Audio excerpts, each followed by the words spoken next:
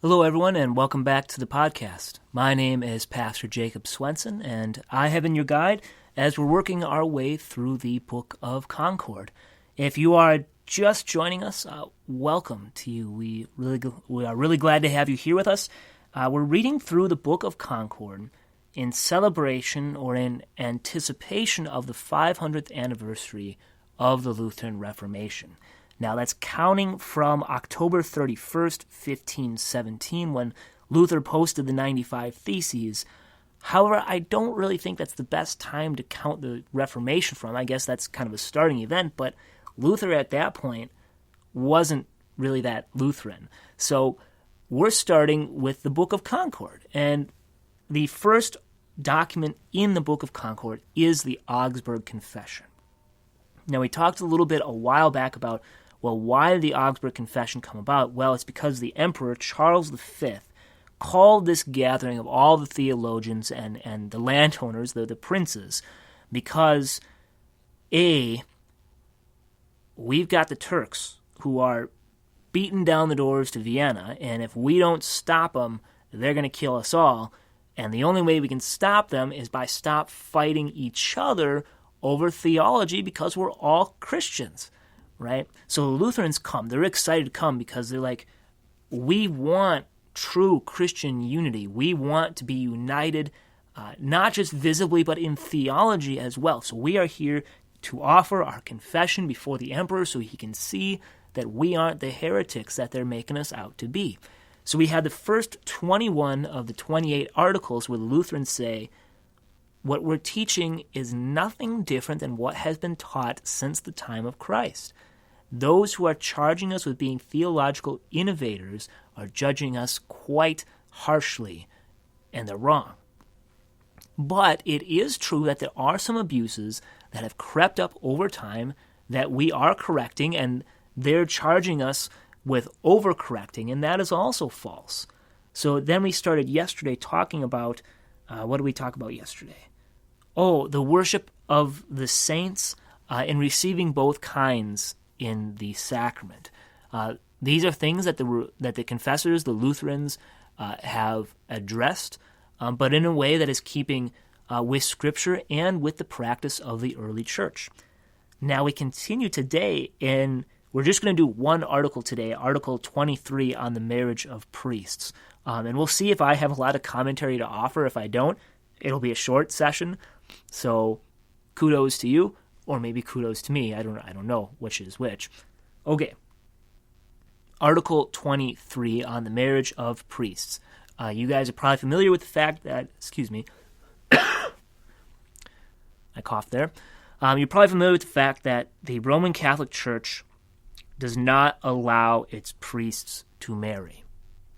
There are exceptions, such as the odd occasion when a pastor from another denomination converts to Roman Catholicism and he's married.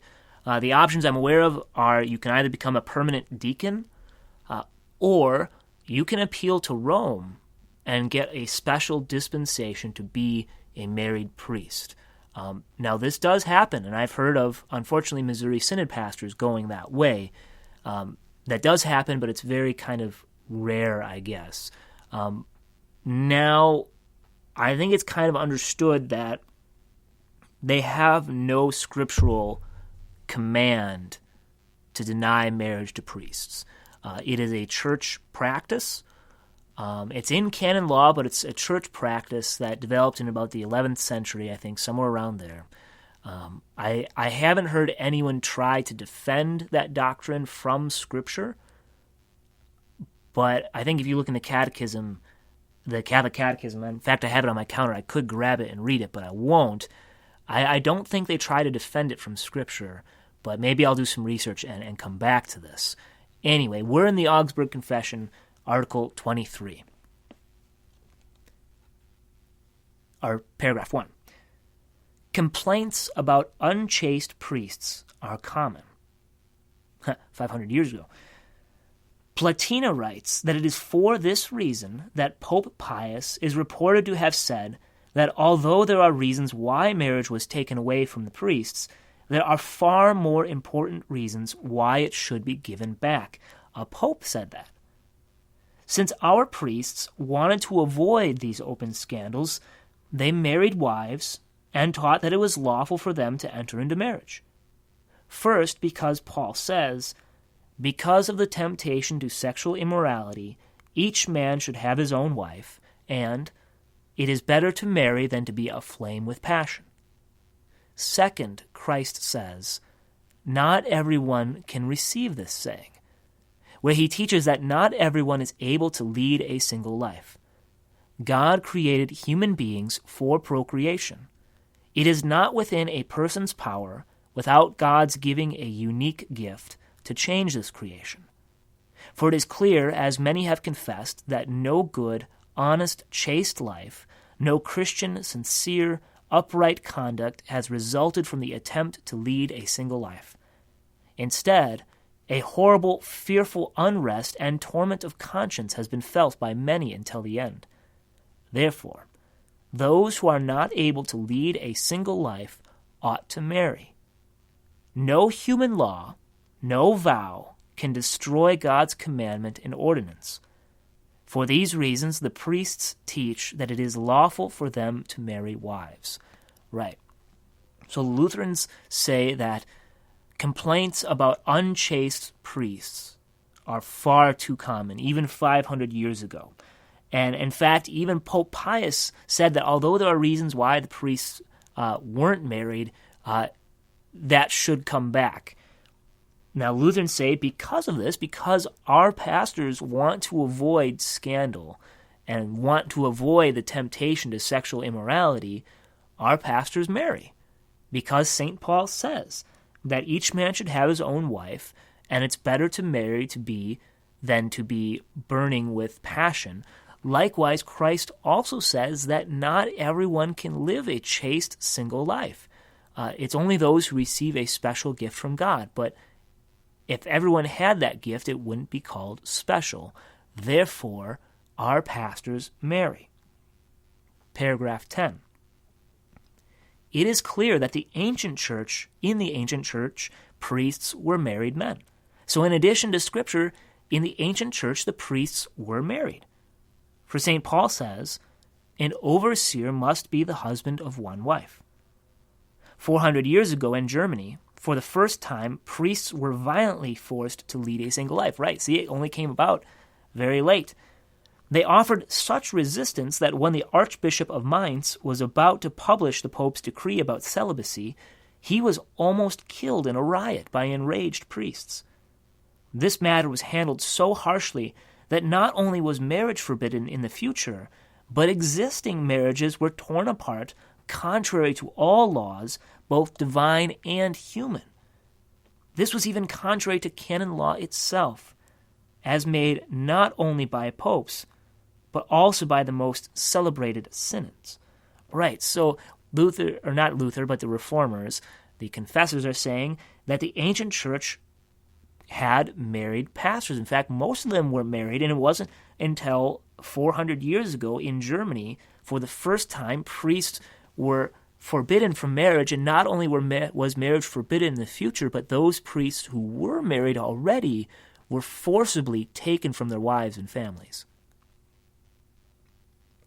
Or paragraph 14.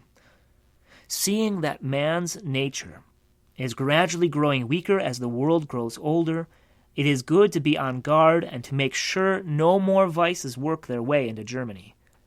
Furthermore, God ordained marriage to be a help against human weakness. Canon law itself says that the old rigor ought to be relaxed now and then in these latter times because of human weakness. We wish this would also be done in this matter. We expect that at some point churches will lack pastors if marriages continue to be forbidden. While God's commandment is in force, and the custom of the church is well known, impure celibacy will cause many scandals, adulteries, and other crimes that deserve punishment from just rulers. In light of all this, it is incredibly cruel that the marriage of priests is forbidden. God has commanded that marriage be honored. Marriage is most highly honored in the laws of all well-ordered commonwealths, even among the heathen. But now men, even priests, are cruelly put to death, contrary to the intent of canon law, for no other reason than that they are married. Paul, in 1 Timothy 4, says that a doctrine of demons forbids marriage. This is clearly seen by how laws against marriage are enforced with such penalties, right? So they're actually executing priests for being married. That's so terrible. Paragraph 24. Since no human law can destroy God's command, neither can it be done by any vow. So Cyprian advises women who do not keep the promise they made to remain chaste that they should marry. He says, if they are unwilling or unable to persevere, it is better for them to marry than to fall into the fire by their lusts. They should certainly give no offense to their brothers and sisters. And even canon law shows some leniency toward those who have taken vows before the proper age, as has been the case up to this point. So the Lutherans show from Scripture and from the practice of the early church that pastors are allowed to get married. Second, they say, even if you don't want to believe us on these points, canon law itself says that in times of hardship or in times when are necessary, the canon law can be a little bit more lenient, and we wish that if you wouldn't believe us from Scripture or from the practice of the church, that you would allow canon law on this issue to be eased. Especially since up until this point, sometimes people are compelled to take vows, whether as a nun or a monk, before they're old enough to really understand what's going on. So if you won't believe from Scripture or from the early practice of the church, listen to your own canon law and go easy on this matter. All right. Tomorrow, we're going to have a sweet article, Article 24 on the Mass. Now, it's a long one, so I think that's all we're going to cover tomorrow. But we'll stop here for today. Think about the marriage of priests. It's a good thing. Think about it, and then come back tomorrow for Article 24 on the Mass. I'll see you then.